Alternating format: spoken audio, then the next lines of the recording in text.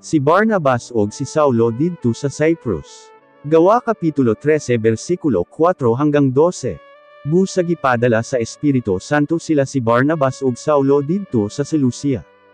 Gikan didto misakay sila padulong sa Cyprus. Pag-abot nila sa lungsod sa Salamina nagwali sila sa pulong sa Diyos didto sa mga simbahan sa mga Hudyo. Si Juan Marcos kauban usab nila aron sa pagtabang sa ilang buluhaton.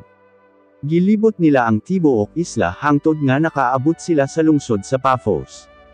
Didto may nakita silang magic arrow nga ginganlag Bar Jesus. Hudyo siya, ug nagpakaaron ingnon nga propeta sa Dios. Amigo siya ni Sergio Paulo nga gobernador sa maong isla. Si Sergio Paulo maalamon nga tawo. Gipatawag niya si Barnabas ug si Saulo tungod kay gusto siyang maminaw sa pulong sa Dios.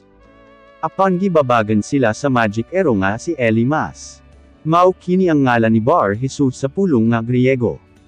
Gipanengkamutan gayud niya nga ilikay ang gobernador sa pagtuo kang Jesus.